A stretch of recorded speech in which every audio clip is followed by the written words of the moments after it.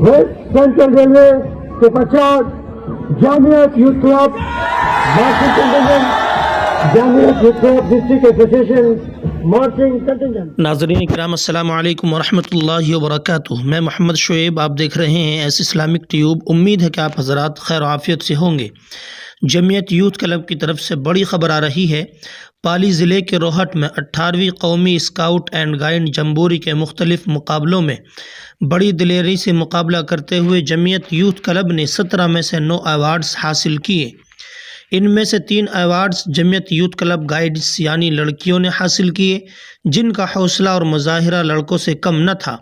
Jamiat youth club के सामने कई रियासतें पीछे रह गईं।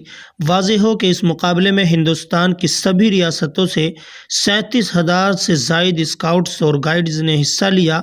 ये स्काउट्स और गाइड्स का एक कौमी सतह का बड़ा इज्तिमा होता है, जो 4 साल में एक बार या ख़ास मौक़े पर मुनाकिद होता है।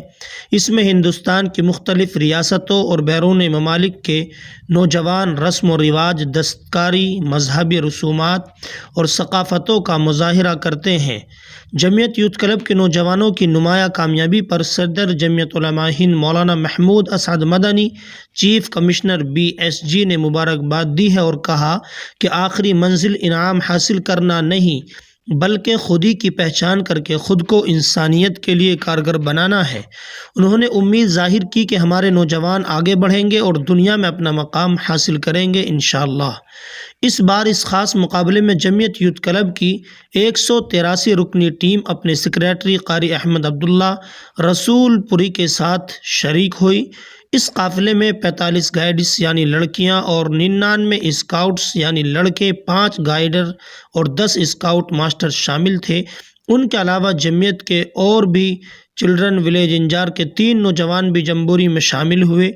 और जमियत यूथ क्लब के नौजवानों ने अपना प्रोग्राम 7 जनवरी को 1 लाख के मजमे के सामने पेश किया। 8 जनवरी को मुनाकिद होने वाले ख़ास प्रोग्राम में जमियत उलमा हिंद के जनरल सेक्रेटरी मौलाना हकीमुद्दीन कासमी भी शरीक हुए।